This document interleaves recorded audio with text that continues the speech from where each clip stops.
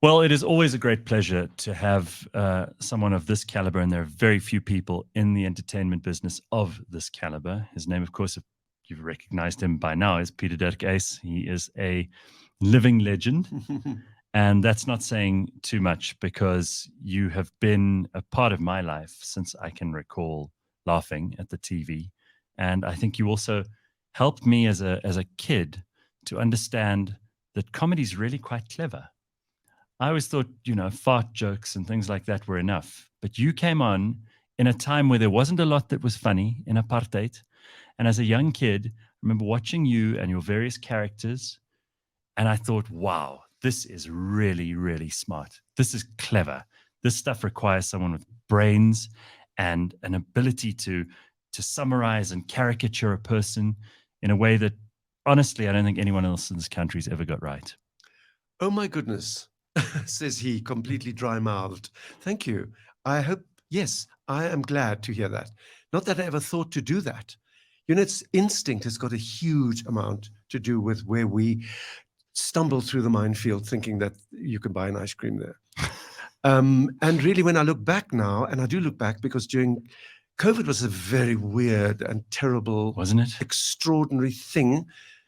And everybody I speak to now, not that they say it in so many words, but they all say, my life has been changed by COVID. Yeah. Not just because of a virus that you were terrified of, but the fact that you were alone with yourself for 2 years. And for some people, that's the most scary place you can be. Very hard. I was even looking at the mirror and thinking, where did you come from? Because, but then what I did was first of all, what do you do in a weekend in March 2020?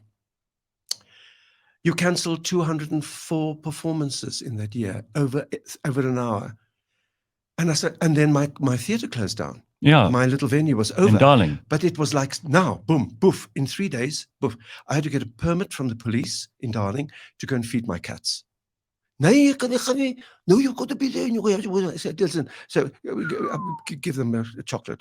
Anyway, what do I do? What do I do? Grow a beard. For God's sake, you can't have a beard with Evita. You can have a beard with Margaret Thatcher, but not Evita. And then I went, being a stage manager, I was trained as a stage manager. I thought, let me just sort out things I haven't had the time to do for 40 years. Props, costumes, wigs, clean their eyelashes. Oh, so wow. I sat up in my little solid and sorted all that out. And then I thought, well, reading, yes, that was the greatest thing of the 2-year period. You could just read a book every 2 days. You've got to just sit there and read with a cat in your lap. But I've got all my plays are on my website. So I've got that there, but I never did my reviews because a review from 1981 now doesn't make sense. No. So I thought, and I thought I've got time, but I've got to type them out because there was no internet. So as I'm typing Adapt or Die, Total Onslaught, Beyond the Rubicon, I'm thinking, how the hell did I get away with this? Yeah. Was I mad? Actually, you are very lucky you didn't get into more trouble because we talk now about the apartheid government and we laugh at them. But I mean, I remember my whole concept of P.V. Botha was based on what your caricature of him. I knew nothing about the man. I was a kid, but I'd see him come on and wave his finger, and and I remember you doing that, and I thought, yeah, he's just summarized this old man who interrupts the cartoons every now and then to make a speech because he used to. And these were dangerous people, hey? Very Magnus dangerous Malan, Flock. Yeah. These were not people to be trifled with. And you really skirted very close to that edge sometimes. I'm sure there were nights where someone could have made a decision and you might not have been a free man. When I think back now, I think, oh my goodness. I remember the times that things went a little bit awry. I've said awry 2 years ago. I didn't know there was awry. And the security police were outside my house in Melville. This car, it was a Toyota. I thought, what an ugly little color this was. Yeah, the yellow ones, right? No, it was a sort of a fail blow. And after about 2 weeks of this, I thought, wait a minute, these are spying on me, these old worms. So I took a tray with Cook Sisters and coffee, and I walked out. Not as Evita, I should have, but I didn't. Oh, that would have been funny. Walked out, and I sort of hear, they put the thing up, gone, never saw them again. Oh, really? What saved my life? I think stupid silliness. I was silly. I did silly things.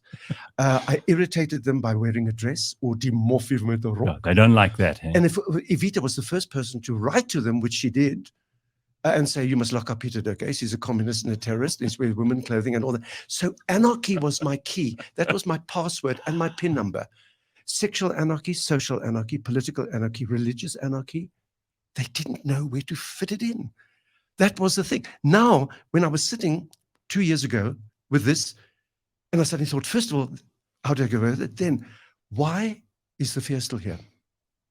Why am I in a democracy of 29 years and I am actually more frightened than I was under apartheid? Do you think it's because you were young? No, it's because there was a real light at the end of the tunnel. Now the light belongs to Eskom. And we know what happens very, to that. very concerned about the alternative. What is the alternative to a rotten one-man state, one-party state? We went from a one-party state of Afrikaners to a one-party state of, I don't even know what to say here, of clever people.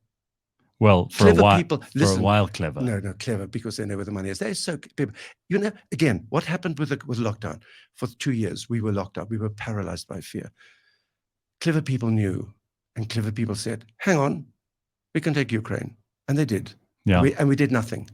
And one thing, we are being blacked out all the time. And what do? Nothing. I look at France. I look at Paris yesterday. The French are out in the street because they don't want 2 more days, 2 more hours. 2 more years of working. Shame. Where are we with all this thing happening? Pit toilets. Where are we? Nothing. No one's we protesting. Sit here like poop huts. I mean, come on. Anyway, to cut a long story short, because I want to talk to you about recipes, I suddenly thought I need a backstory to my one-man shows, just to explain who the characters were in those days.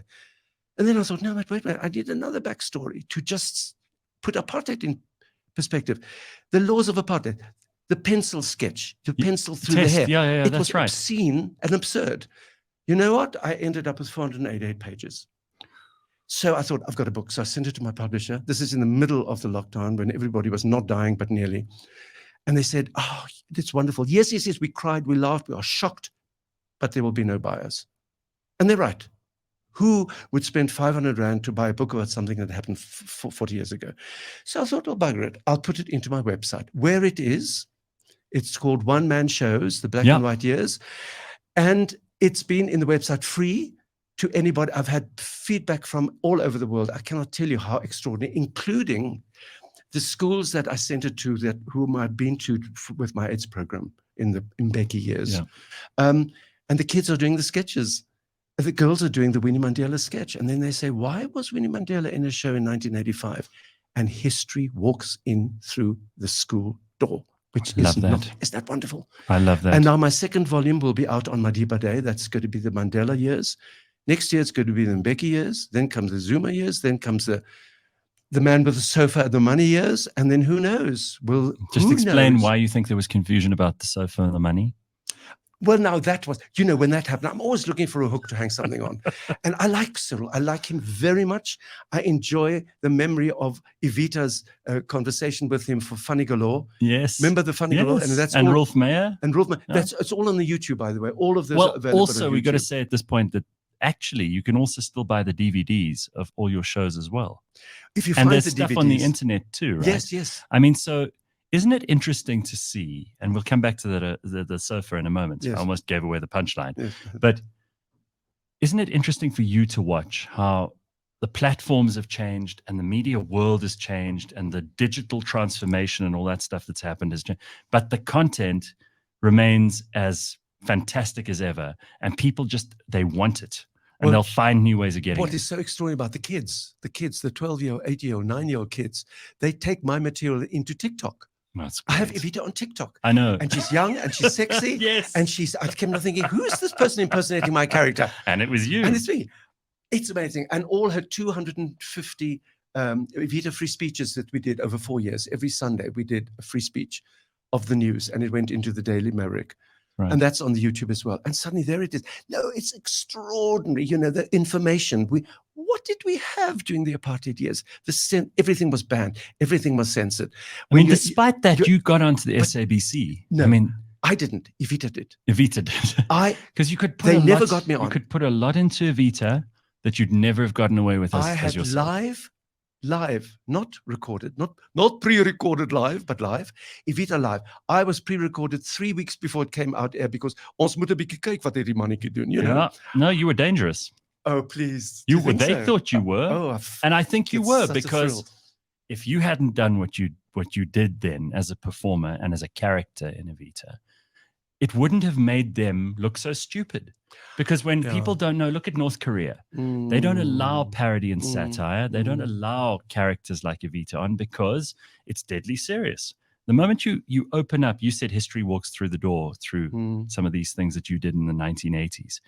But if you let a little bit of mockery and laughter and less seriousness and parody and satire, things that people think are complicated, but actually are not. When you see it and it opens that curtain just a little bit, the light comes in and it just ruins their party. Yeah, it For does. people who have no sense of humor, and the only people who I think are truly dangerous in the world are ones who don't have a sense of humor, you broke those people. Because suddenly, to people like me as a kid, Pierre wasn't a serious person.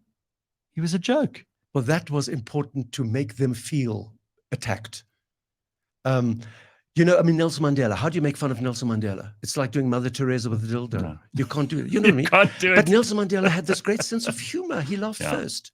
He loved Evita, hey? He was, Peter, where is Evita? And I remember once as Evita on stage, at one of these great, wonderful, remember in the 90s, he had all the superstars of the world. He could snap his fingers and bring anyone here. Yes, but we were proud of us. Yes. That's been a long way away. And he always got, get Evita. And Zelda would phone and, another dress, don't wear the same dress because everybody remembers what she wears. And I'd have my 15 minutes of fame behind Evita's eyelashes. And it was always marvelous. And of course, they were all this Bono and Beyoncé and the Queen of Holland. I remember once through their eyelashes seeing, Bill Clinton looking at Evita with a funny look at the jakkals, you know. Well, he was the horniest man in the world. Nelson Mandela would come onto the stage and he'd hold Evita's hand. And I remember once I said to him, it's a whisper, everybody was dancing. And I said, President Mandela, every time you see me on stage, I'm dressed as Evita Peseidnout. He said, don't worry, Peter, I know you're inside. Oh, wow. I treasure the man. I treasure Bidisma Tutu. They didn't have a sell-by date. No, and they were the only real celebrities we ever had. And they are still, to this day, their voices must be heard and repeated. It's so important. That's why the social media can do it, repeat the best. I do want you to just tell us about Cyril and the sofa before we move on, but then I want to bring up something else that I think you have a unique point of view on that I've been desperate to ask you about, and I waited for this, but the sofa. Well, first of all, Cyril, I like Cyril very much, and I was pleased when he became president, and I'm still waiting for you to be president, but I'm sure he will be president. So Cyril, we're going to catch fish together. Okay. Suddenly this thing, drama, bala bala. What is this? What is he done? What's happening? Millions of dollars in a sofa. I think, wait, hang on. I didn't write the script. What's happening here? And I just thought, this is too good to be true. All I need to do is have a big pink sofa on the stage, and I have got my sets out there. Rustbank. It was in the Rustbank. And so I said, okay, now how do I work this into a show? No, but this is the terrible problem. There are too many languages here. We've got 11 official languages. People don't understand each other. Yes, they found all this money lying around. What are we going to do? And then comes a bit of Venda and a little bit of Xhosa, a bit of Zulu. And then somebody says, niemand praat nou Afrikaans. Okay, ons moet sit die geld in die Rustbank. Meaning, put the money in the Russian bank. Excuse me, because they've all got secret bank accounts in St. Petersburg, but now they put it in the sofa. It's too good to be true. I love it. It writes itself, but we need your genius to make it happen, because I've never heard anything that true and that sad at the same time. So Barry Humphries died. Oh, yes. Now, Barry Humphries died just this weekend. And what I loved about Barry Humphries, besides Dame Edna and all those terrific shows that he used to do, was here was a guy who totally inhabited his character, much like you did, Evita. And I'm sure that your careers worked in parallel. In those days, you couldn't hop on the internet and see what the other guy was doing. But to me, you are similar in my mind. You're both tremendously clever, great writers, great satirists, just unbelievably confident on stage. Apart from the fact that you'd put on this other persona who was powerful beyond belief in your case and his. And you could address anyone as your equal in that persona, which you did and which he did. I think about the way that broke so many blockages and obstructions between, you know, old kind of conservative stereotypes of men dressing up as women. Yeah. Second of all, the fact that these two were these larger than life characters who just had an ability to poke fun at everything and everyone. I mean, Barry Humphries would go and sit in the royal box and then be told by someone, better seat. I got a better seat and get up and go with these enormous glasses and this over the top dresses. And you did the same thing with Evita, also on the international stage, where you were able to just for a moment let people imagine a world where someone this fun could exist. Well, you know, you talk about the world. Evita on a stage in Berlin, she got the Teddy Award. Yes. And there was this huge audience in Berlin, and there was Evita Bezet. Frau Evita Bezet, sie ist hier aus Südafrika, und das ist wunderbar. And Evita says, ja, danke, thank you very much. She said, I am an Afrikaner. Ik is Afrikaner. Ich bin ein Afrikaner. Oh. And then later in the speech, she said, you know, JFK would love that. You Germans have done so much for us in South Africa, especially us Afrikaners. You've set us such a high example. It would take us a long time before we have killed 6 million blacks. Ooh. You could have torn that audience into for a second and I thought, I've gone too far. Then they exploded with applause. There was a sound you couldn't And the believe. Germans notoriously have this unfair characterization of not having a sense of humor, but for them to laugh at that, you must have first felt incredible relief. What it was, it was what I call a moerseklap in die gesig. But that's what Evita. You see, again, getting back to Barry, getting back to Edna, Barry Humphries was probably my most challenging inspiration. Going back to in the 70s, when I was in London at the London Film School, I was there for 2 years as a student, and then I graduated and I thought, Christmas cook, I'm not going back to South Africa, because I'd seen the BBC documentaries of what my generation of Afrikaans boys had to do under orders of bang, bang, bang, and the children died. Yeah, there's this brilliant movie they did recently, Morphe. Yes, absolutely. Which was really just an interesting way of kind of looking at how young South African men would have had to have been forced in there. Important. And especially guys who, you know, were gay or grew up with slightly different identities or whatever it might have been. On top of everything, it was still that as well. I mean, on top of everything, it was still that as well. And so and then I created a job for myself at the film school to create the library, because they didn't have one. And for the next year, my job was to go and find. I said to the principal, you need real actors to talk to the students who are directing their girlfriends in films. That doesn't work. Oh, he said, do some. And so I get Glenda Jackson on the phone. She just won an Oscar on the phone book. Wow. And she came and all that. And so, and all those things. Okay, so all the experience of being in London with that extraordinary freedom, except the reality that although homosexuality was not a crime, it was still very dangerous. But I thought, this is like walking the beachfront in Sea Point, so I know how to hide. Barry Humphries. First, Danny LaRue, this extraordinary drag Danny LaRue. Wonderful costumes and funny and packed out houses, and just every now and then he'll just use his men's voice of "Hello, mate." But I saw the early Barry Humphries when he did sketches of an old man who's lost his mind, and I mean really some incredibly important things. Then, of course, Edna, who was quite ugly. Edna was sort of she's a real housewife, and then she became Dame Edna, and things became glamorous, glamorous. And I thought, oh, this is before Evita was even in my mind. I just thought, I love that. I want to do that. At the film school, I also did a girl in a commercial, because the actress didn't turn up. So I said, oh, give me the dress, I'll do it myself. Dame Edna is a housewife superstar, but very apolitical. Yes. Evita is totally political. Yeah. But the biggest difference between the two is that Evita Peseidner does not have a sense of humor. Evita Peseidner does not understand irony. Edna has a magnificent sense of humor, soaked with irony. So in some ways you made Evita harder. Well, no, not harder. Because you have a sense of humor. To play someone who has no sense of humor. No. I must tell you something. It's a huge relief.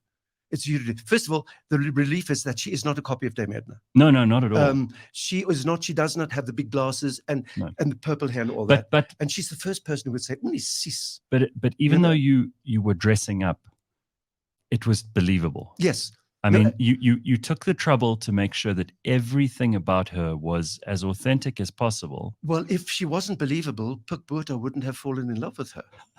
And we spread the rumor in 1981-82 that Pieter was having an affair with Evita Bezuidenhout, and he started believing it. And I have got faxes which he sent her at 2:00 in the morning. Obviously, nog big my geliefde ambassadrice, hoe gaan dit daarso? And also giving tips of how to make jokes and things about extraordinary. So I also had Dr. Piet Koornhof, who just loved what I did, which was bad for business. You don't want the other side to be a fan. And he said, thank you, no, Peter, very much, but I like satire. Satire is very important. Look at me, he said. You told me, I'm sorry to keep going on these tangents, but you told me something fascinating when I saw you the last time about Piet Koornhof. And what was his girlfriend, Marcel? Yes, Marcel. And you told me about the lady of color. And you told me about his ex-wife. This is a very extraordinary story. I heard, again, I wasn't there at the time. Well, I mean, it makes all the players come out well. It's a very important story. Piet, of course, had left his Afrikaans wife and he moved in with a lady of color, and that was like he's proved to the world that apartheid. He's proved to the world that apartheid will never work, and that was lots of fun. And he took the jokes. He even brought his two little twins to the perron. And with Marcel, and Evita said from the stage, Piet, are you really the father of two little boys? And Piet Koornhof said, ja, nee. Wow. Then Marcel left him with the children. She took the children. She went to Germany with a man. She fell in love with somebody else. Piet on his own. Then somebody said to me, Piet Koornhof was at the spa and he ordered things and he went and he said he doesn't have to pay because he's a cabinet minister. He's losing it. Shame. I said, no, wait. What do you mean he's losing it? And then I went on my way to town one day, I went into the spa there in Milnerton, and I knew the spa man because he used to be in Darling. I said, what's happening? We're having a terrible time because, yes, he comes beautifully dressed. He's obviously on his way to Parliament. It's very wrong. I said, well, the first thing you do is open an account for him. I pay for it. Whatever he buys, you put on the account. If it's chocolates, it's wine, it's that. Please do that. Please do that. And this went on for a few weeks, and I kept on checking, and I just thought, do I go and interfere? And I thought, no, don't frighten him and me. And then somebody said, you know what happened last week? His wife and his son came in the car, and Piet was walking back from somewhere in the street, beautifully dressed, and they stopped the car, and they said, hello, Papa. And he said, hello. And they said, get into the car. And he got into the car, and they took him home, and they looked after him till he died. His wife looked after him till he died. The wife he'd abandoned. Yes, that is so profound. And I'm happy to spread that story. I think there were lots of details in the story of pain and of confusion and all the things. But Summer, that's really a smart story. Well, I'm glad you got to tell it here, because when you told me, it gave me goosebumps. Yeah. It's also a rare thing for someone who used to have fun with these people, used to make fun of them, but in a gentle, generous sort of way. I don't think you've ever been mean. I don't want to be mean. But the temptation is huge, but I don't want to be mean. No, sure. But the fact that you could then be in a position where you could tell a story like this that's actually quite heartfelt and it's a human story. It's one seldom thinks of them in politics as human. I mean, one thing Piet Koornhof said to me at a lunch, because he was a bastard in his time. Listen, politicians have no excuse. They've got no excuse what happens. They could say no, but they don't. Right. But he said to me, we had lunch together because he wanted me. I wanted to take my father, and my father said, "Ek kom nie naby die donders nie." My father just hated them so much because they gave him a hard time because he married a Jew. To the point that he and she never told me that my mother was a Jew. Well, that's something we've got to unpack in a second. Yeah. He said to me at the lunch, he said, Pieter, you make fun of me. In Afrikaans, maybe, but I was saying, you make fun of me, and I don't mind because he's got funny ears. And my mother always said, you're a clown. He said, but you must always remember that I've always been the choice of two evils. I thought, what? What is this? He said, yes, right on the tablecloth. It doesn't matter. Let's make a list of all the people in the cabinet who would be better than me at my job, and we could not find one. He said, so I am doing the job because I'm the best of two evils. Very strange, very What strange. a way to characterize Very strange yourself. and quite chilling. Yeah.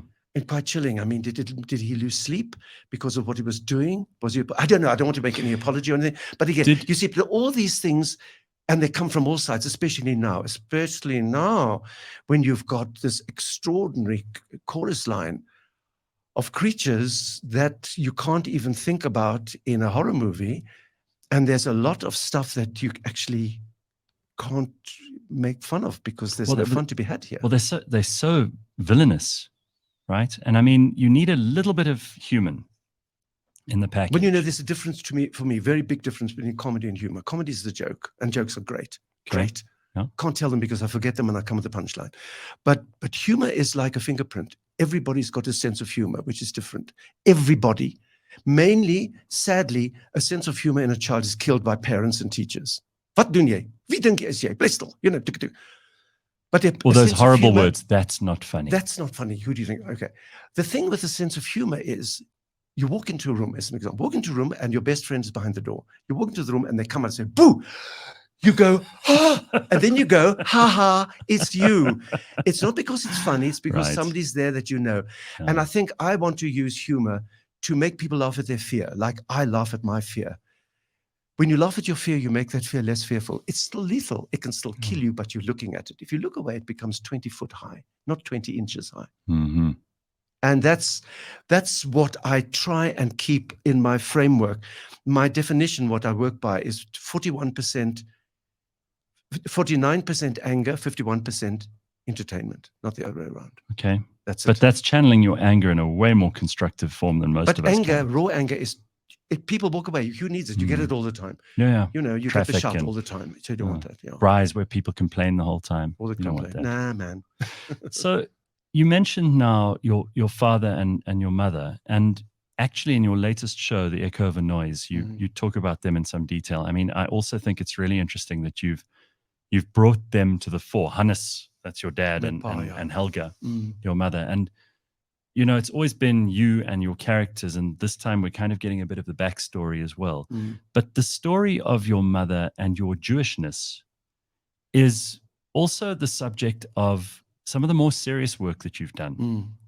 And your character there, who we've got to know very well, the sort of mock Jewish kind of, you know, you're sort of integrating your Jewishness into your life. And I don't want to disassemble and try to figure out how the process works in your head. But you've made this a part of the arsenal of characters too. And this has been a hard process for you because you've had to rediscover things that you never knew, that were kept from you, that I think must be quite painful to discover, especially later in life. Well, you know, people talk about denial. Yeah. You know, denial. And you think of denial, Thabo Mbeki's denial about HIV and AIDS and all that. But I grew up in a house, happy house. Well, yes, of course, not so happy, but a happy house. As a little boy, and I was very on my own because I had an imagination. I had a friend called George. George and I played dinky toys together. We had all sorts of things, and my sister Tessie came and kicked George and my dinky toys into the grass. And my mom, a concert pianist, my father, musician, and so lots of Mozart was my best friend. And I had wonderful friends who were Jewish. The little boys their mothers were also musicians, and they would come with their violins and there would be chamber music. And I always loved going to visit my Jewish friends because the food was divine and their mothers were divine. Hello, Peter, how's it?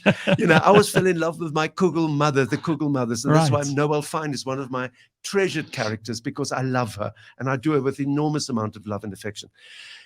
But nobody said anything to me about my mother being Jewish. My mother used to come with us to church in Gekerk and get the giggles. We got the giggles always in church with my mother. It was terrible because with the hat, she always had to wear a hat in church.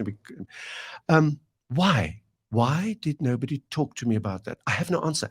I can imagine answers, but I haven't got the answer. Okay, the first thing is my mother came from Berlin, 1936, her fiance, who was not Jewish, said to her, I can't protect you anymore. Go to Cape Town to your parents. He had already sent her parents to Cape Town 3 years before. And I'll tell you when to come back because this noise will, if this Hitler thing will be over. Sure. Okay. So she arrives in Cape Town with her piano. The first professional job she got was to play a 2-piano Mozart concerto with a South African pianist called Hannes Uys. So my pa and my mom meet. Wow. And marry during the war, and then I am born just after the war. I'm born in September 1945. I'm circumcised, okay. My pa always said it's a healthy thing to do. Not that we talked about penises, but I mean, I was very jealous of his when I saw it once in the shower. I thought, I wasn't want one like that. But nobody talked about it. And I have heard somebody said to me, someone who knew my parents, who has now died, this wonderful friend of the family, said, you don't, do you know why you don't know? I said, no, why? Wasn't I listening? She said, no, actually, your father was told not to talk about it. Your father was told by his cousin, Dr. D.F. Malan, the Prime Minister of South Africa, Hannes, jy praat nie oor jou vrou Helga nie. Ons wil nie jy is nie met die Jood getrou nie. Because Afrikaners don't like anybody. Yeah, okay, that's just absolutely unbelievable. Shocking beyond words. So she had to deny, because she was an extraordinary, when I think back, and with such love, and I wished I had the courage to have spoken to her and asked her things. I never did. And the first thing she did, she learned Afrikaans. Being a musician, she knew the language, the tune, the song, sure, the music. And she spoke a wonderful Afrikaans with wonderful German words tucked in every now and then. But she did it very much on purpose. Tannie Helga. Tannie Helga is 'n Afrikaanse vrou. Tannie Helga kan ook Duits praat. So there's a huge amount of baggage, which I haven't knitted this into what I mean, Peter, when you think about it, this woman, she might not have made it here. You might not have ever been born.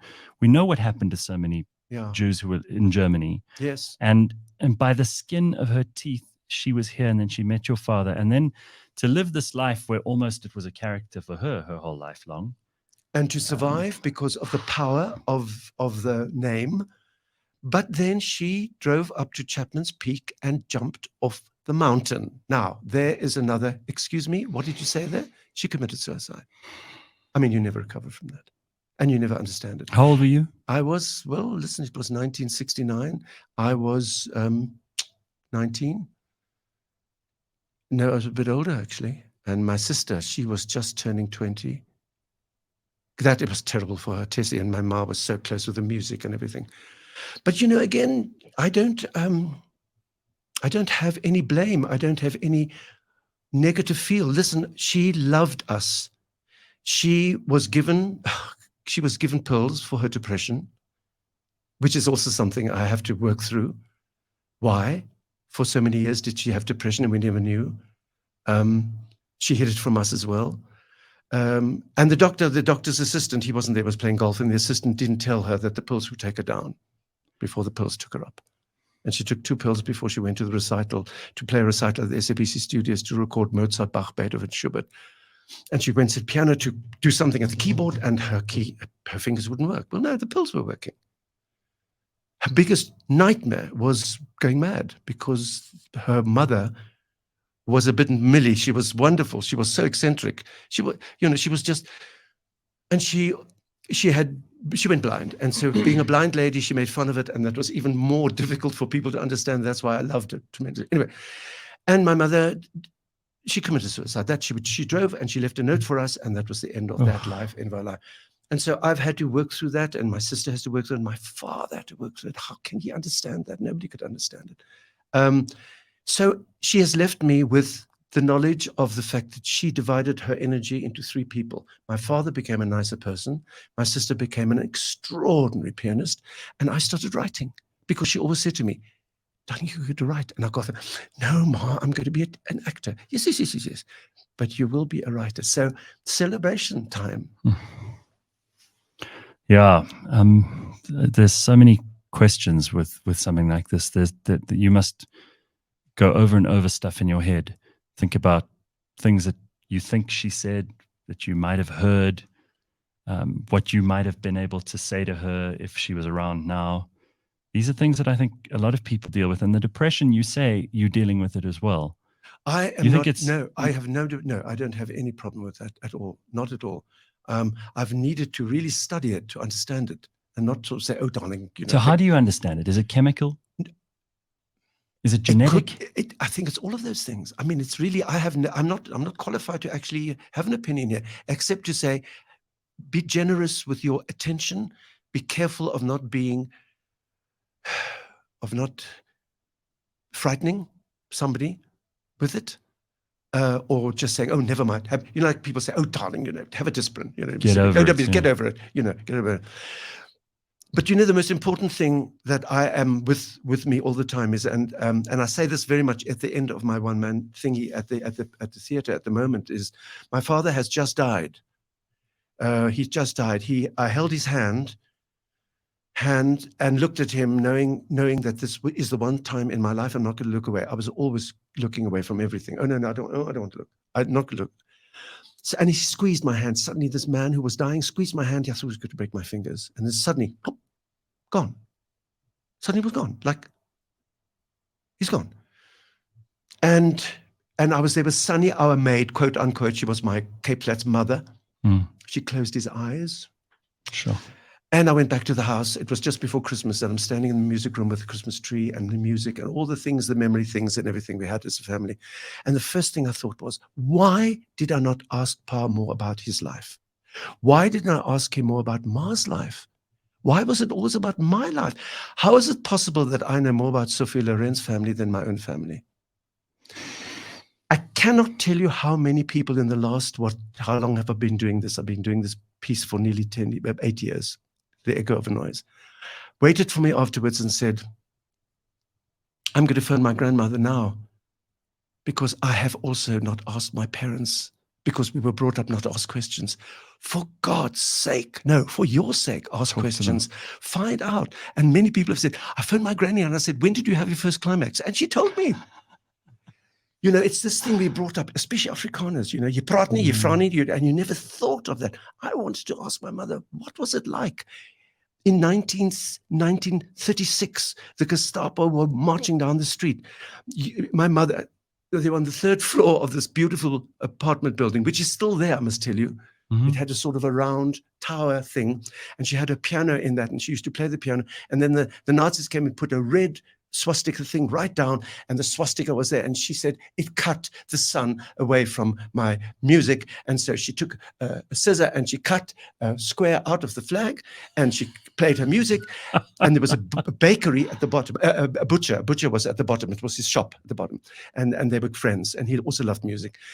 And he would, with a knife on the pipe, knock, because the police were coming, the Gestapo were coming, and the Gestapo were there. And then she would put away the picture of her father with his iron cross, because he got an iron cross in the First World War, and she quickly put with pins the swastika back, and she was there, and they came in and they sniffed around and they went in, and then they left without her, thank God. So I want to ask her, what was it feeling sitting around the table where Franz Michels, her fiance, and you were all, and her parents were sitting around. Who decided on Cape Town? Yeah. Why not Canada? Why not everywhere else? Why Cape Town? Now I say, well, what can be further away from Nazi Germany than South Africa? Oh my God, that's a combination. So I mean, it is. Thank goodness they made the decisions they made. Yeah. We're much richer for you having been born here and holding up a mirror to all of us. Thank you. I'm glad to hear that. So you mentioned Sophia Loren, and it is like she was the other woman.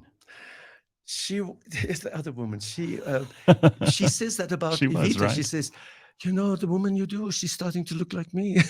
but Sophia, you taught me the eye makeup. I do Sophia's eye makeup. But this is a story I don't think many people who've just seen your material and looked at all the amazing things that you've done over your life, they probably don't know the depth of this relationship. So I want you to tell it like you told the Piet Koornhof story, because it's quite something. Well, I when I was a little boy, 11 years old, I loved movies. I fell in love with Debbie Reynolds. I thought she was absolutely fantastic. I thought she was great. I think I wrote a letter to MGM and I got a picture, which was nice. I didn't put on anywhere, but it was a picture. But Dr. Verwoerd was a picture I had on my wall because he was the God. He was a gift from God. There was no talk about apartheid. It was a gift from God. And I had a picture of Dr. Verwoerd there because all my friends also had a picture of Dr. Verwoerd. My father was very angry. He said, "Geen politiek in my huis nie." Really? Yeah. Hulle fail. It's a fail. Even with DF being his cousin. cousin. No, he didn't want to talk about it. Didn't In like fact, I it, only yeah. really found out long after. Do you remember anything of No, I had DF no Malan? contact with him at all. No. Really? So then I found this picture in the Stage and Cinema magazine of the Sophia, beautiful Sophia. It was she was doing Houseboat with Cary Grant. Sure. I cut it out and I stuck it on the wall next to Verwoerd, and Verwoerd fell off the wall. The next day, she saved my life. And so Sophia, my father teased me. "You like Sophia Loren?" And I said, "Yes." He said, "Ach, Pieter, daai dik lippe, jou Sophia Loren is a mate." Sure. Shoo. My audience makes a noise when I say that word. They go, "Oh, yes, good. Make a noise." Mm-hmm. And it broke my heart. I said, "But how can she's not a colored, she's an Italian." And then every time I looked at that face smiling at me, I thought, "Oh no, I've broken God's command and I've fallen in love with the colored." Anyway, things went on. I collected pictures of Sophia and I did school and I became a trick, and my mom gave me a return ticket to the Northern Hemisphere as a present. She said, Wow. go and see where I come from. And so I went to London and a friend of hers took me to see Othello, the play. Well, that was banned here, right? Othello with Laurence Olivier. I thought it was Laurence Olivier, you know. I went to Germany. I met her fiance with his wife, and then I wanted to go to Rome because Sophia lives in Rome, and I had a picture of Sophia which I'd cut out of the Oggi magazine, waving at the camera from the apartment window, from her apartment. Behind her was an ornate lamppost, and behind the lamppost was a ruin. So for the next 3 days, I walked around Rome with this picture, trying to find the lamppost and the ruin, and I found them in the shadow of the Victor Emmanuel Monument. And there was the window, and there was Sophia's flat. So I wrote a letter, and I went up there, left the letter for her. She wasn't there, but the woman said she'd give the letter. Went back, all the way back to South Africa after this. Weeks later, and I get to Pinelands, and there's a letter for me from Sophia. On the back, she'd written, "From Sophia Loren."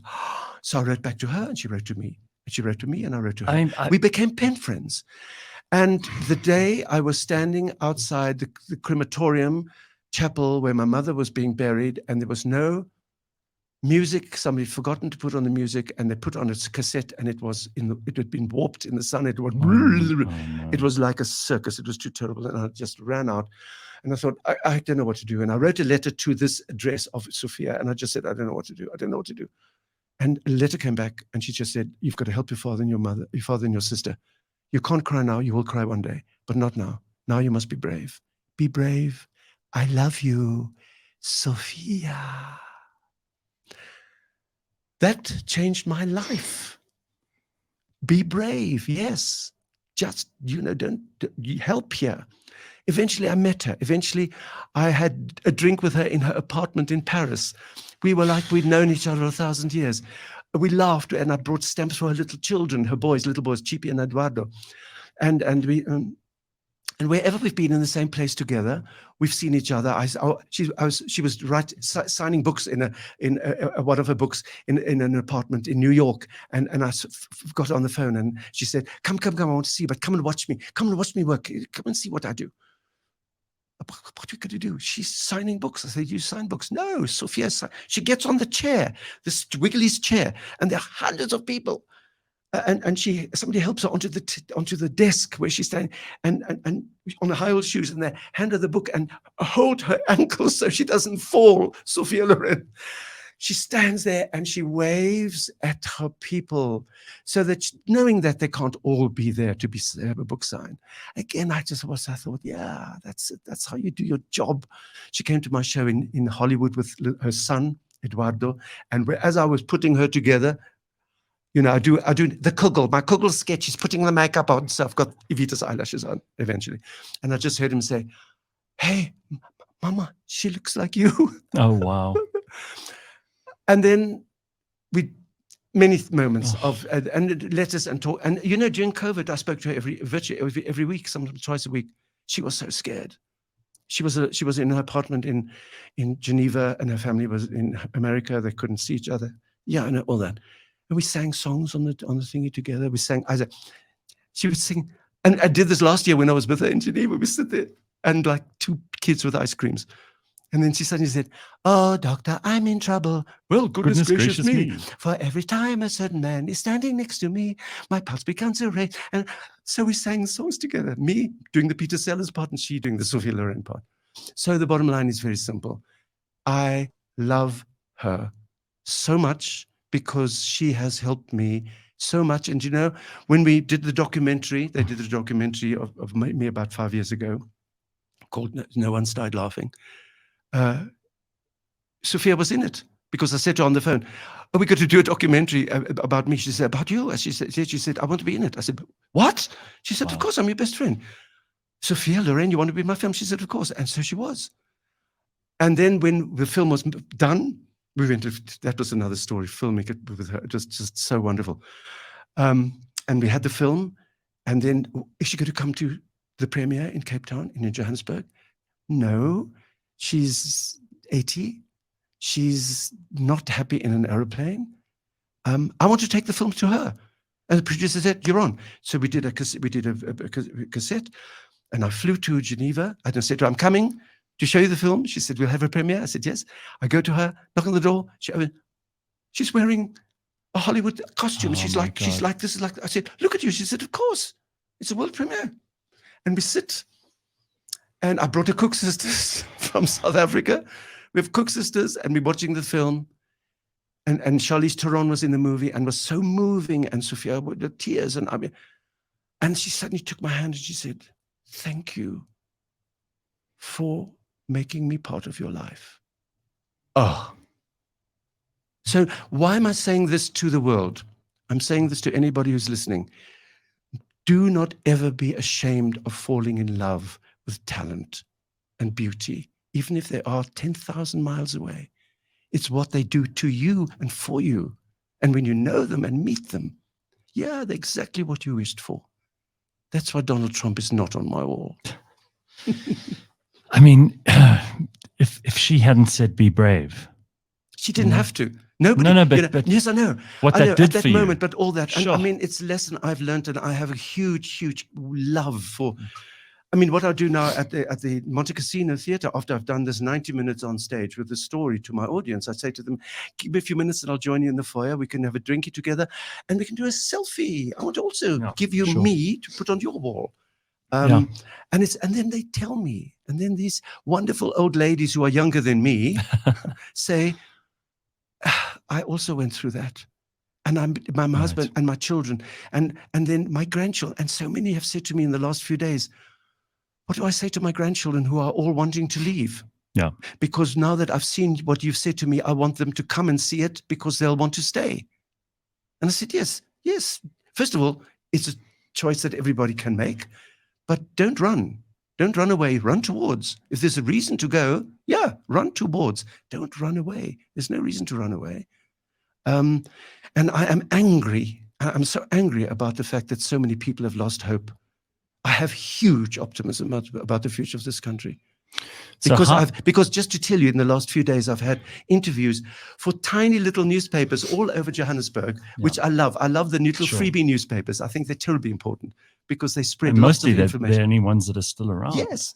And these young men, and they were not white men, they were black men, young black men with enormous background, have done an enormous amount of homework, have got such wonderful ideas, are writing. And I think to myself, that's all I want to know for me to believe in the future of South Africa. And I have young people. Simple that the politicians have turned themselves into the royal family.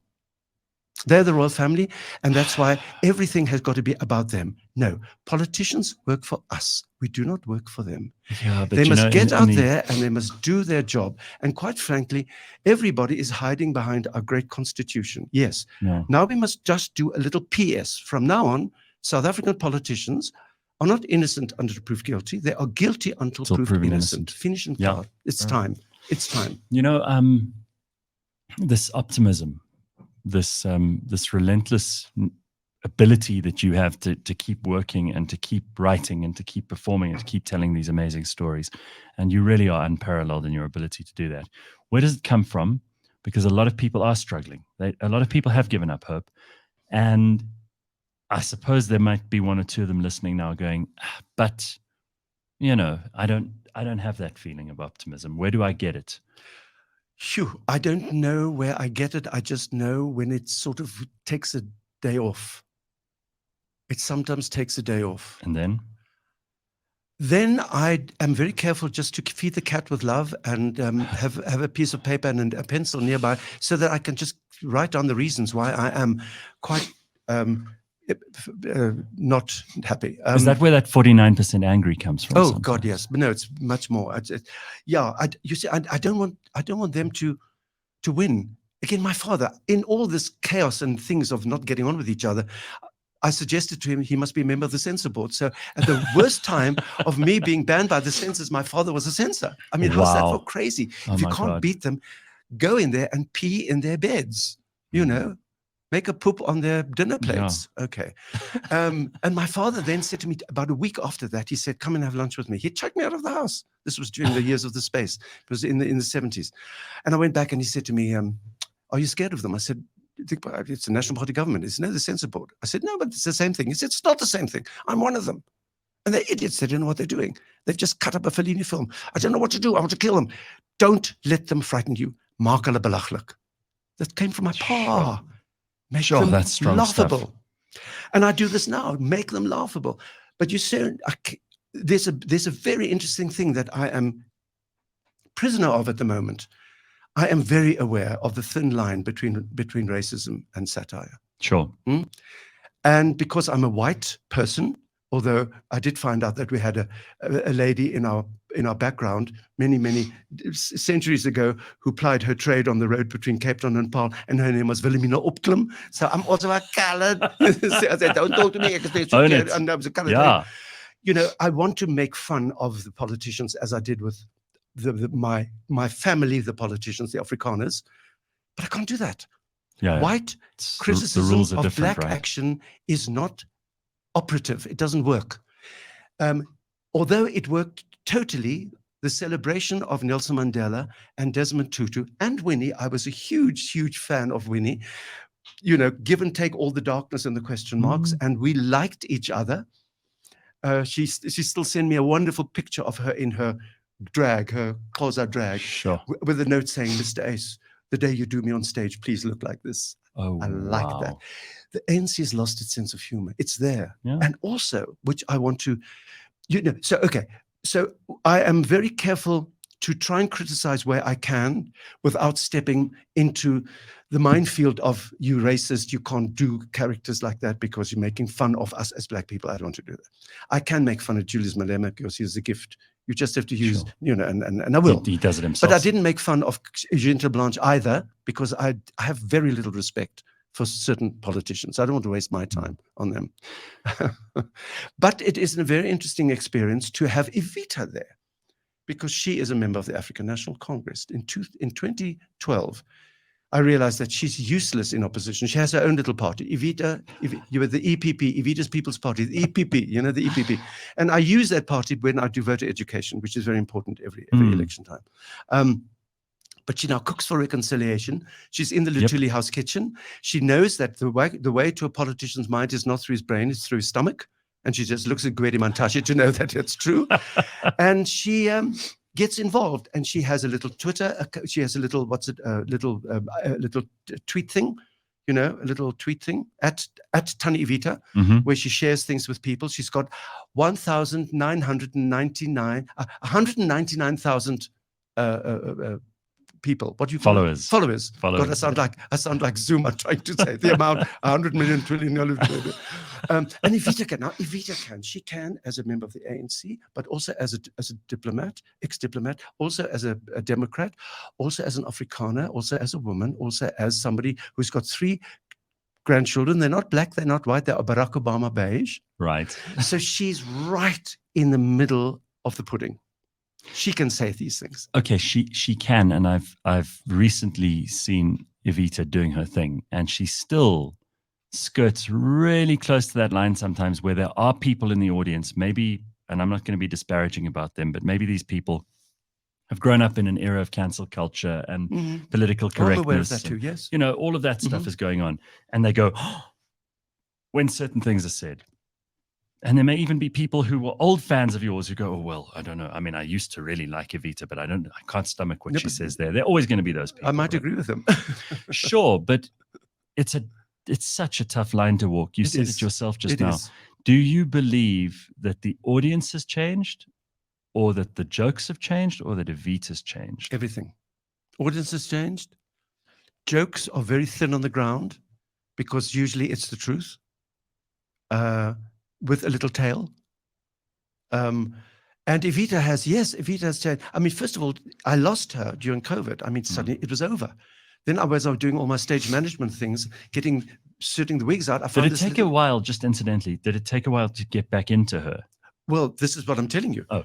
I found this grey wig, and I suddenly thought, but what's Evita doing now in this lockdown? She can't go to the hairdresser. She's going to be without a hairdresser for how many months? What happens to a woman's brown hair when she doesn't have it dyed properly? She will not be a happy cat. And so I put on this wig, and it was a Meryl Streep wig. It was a sort of a short Judi Dench look. Right. And I thought, there we are. And when Evita made her first appearance, going with the Premier of the Western Cape, Mr. Windy, to have a vaccination, she had a new look, and the media went crazy. She was on the front page of even The Citizen. No, not just The Citizen, even the City Press and all the, who aren't keen to putting white people anywhere. But there she was. And so it was really a very nice renaissance. So she's strong. Now she's working very hard to sort out the menu for Vladimir Putin when he comes. Yes. She's already arranged for him to actually take meals in her kitchen because she locks the door. Nobody comes into her kitchen. And no one will arrest him there. No, she's going to say that he's her husband. Oh. And he might joke at you. So we're going to go full steam ahead in this. And the next year, I've got a piece coming on in Johannesburg just before the election, which I am not taking lightly. The election, I'm not taking lightly at all. Okay. And it is Evita, who is now in front of the Disciplinary Commission of the African National Congress because she's taking the party into disrepute. Oh, that opens 1,000 windows and 12 doors. So I am working at it. And please, members in Lutuli House, keep giving me material. Well, especially they can't help Mbulula, Fikile. Fikile. I've been praying for you for so long. Just keep doing what you're doing, and the ANC will be something of the past very quickly. So voter education and AIDS are two things just off the top of my head that you've mentioned now that are massively important to you. Because during the whole HIV situation that Thabo Mbeki created, where, HIV is not related to AIDS and we don't have a policy and we're not going to supply antiretrovirals. And it was the most bizarre thing. Looking back now. Beetroots, African potatoes, and garlic. When I think back on it, this is the level of just ham-handed and stupid stuff that we've forgotten that was an era we lived through. But you took it seriously, and you were one of the brave voices who continued to fight that good fight. And voter education is another one. And there are a few others that you take very seriously. Well, you deploy the characters, you deploy yourself. You do a lot of this stuff not for money. No. That was a very interesting moment. The HIV thing was, first of all, the 388,000 people, 380. When I read all these letters, Thabo Mbeki writes 12-page letters, clever man. I said, yes, darling, but you were responsible for the confusion that led to the death of 388,000 people more that died of COVID in South Africa. So I'm going to remind people, Thabo, I'm watching you. I knew, 2001. I mean, I've been living with this terror of HIV/AIDS, being gay. Oh my God, have I done the wrong thing? It was a gay thing. It was a gay thing. I mean, you remember being around at the time when Freddie Mercury, yes, it was devastating. And my friends and people I knew and things I had done. I mean, heaven's sake, you're not gay to just talk about it, you're gay to do it. Hello. Yeah. Was that, crikey. And then I said, doctor, I'm denying my own anger here, and I've got to do something. So I thought I have got to start putting it into my work, because the democracy was a very nice thing to celebrate, but it wasn't as entertaining as fascism. But suddenly there was HIV and AIDS and Mbeki. And so I thought, no, I must do my research, which I did, and I sort of structured a little sort of some sketches and characters, and what will Tani Evita do, and what will, And then I thought, I'm going to do this. I must do this somewhere. I'm going to do this at some schools. Maybe I can do it at some schools, because I'll have some feedback from the kids, because it's about sex. And so I phoned a few schools, and the Afrikaans one said, near. And the English one says, oh, yes, very nice. How much do you charge? And I said, no. Good Lord. It's really, truly, it's a pleasure. The best thing I ever did in my life. I mean, first of all, how do you ask money to tell somebody that here's something that you might use not to die of? And I did it. I was busy for years and years. And I think a few million children were part of that audience of mine. And I meet them now, the middle-aged men and women, who now say to me, you were at our school and you waggled that penis around, not mine, oh no, but a big rubber one, a big white one. And then I said the black one was smaller than the white one. And we had fun about that, And I still do it. I still take that story to schools, because there has been no cure for AIDS. People think there's a cure. There isn't a cure. There's treatment. And it's probably quite expensive or difficult. It's interesting how it's kind of fallen off the radar, huh? It has. But so I have and voter education is also extremely important, because if you don't know what you're doing, you're not going to do it. But if you know that you are contributing to something that might make it a better world. So Evita, we did this in 1999. I did a 6-week trip with Lynn Marie, my wonderful producer and great friend. And we did 60. We did every day. We did 2 shows. From Cape Town to Polokwane, it was Pieter-Dirk in those days, through Pretoria, through Johannesburg, through Soweto, with Evita talking about voting. What is voting? And voting is you're free, you don't have to pay to vote, and it is precious, and it is secret, and all the things, but also with humor, and in township Mamelodi, and with some women sitting, you could see their faces like, hey, well, what is this? And there's somebody who whispered, no, Ed, it's a boy, it's a man. And they love you, they come and they hug you. I mean, that's just wonderful. Sure. So, okay, so you do this and you do that. And so I went to schools, and I've been doing that. And that's also part of my inspiration. You go to a room full of young kids who, first of all, give you the time and don't spend time with their little machines. Right. I love it, and it's and I say to them, I say, listen, when I started the AIDS thing, and I said, listen, I'm 45, and you're 14. Let's make a deal. I make you feel 20, and you can make me feel 16, and then we're on the same level. We have the same energy. When you talk about things like history, and I'm afraid not enough people read history books, not enough people are interested in their own personal history. They don't ask their parents questions. Grandparents, the things that you've been through that have been the source of so much pain and anguish later on in life that you wish you'd done. And South Africa has a very short memory, huh?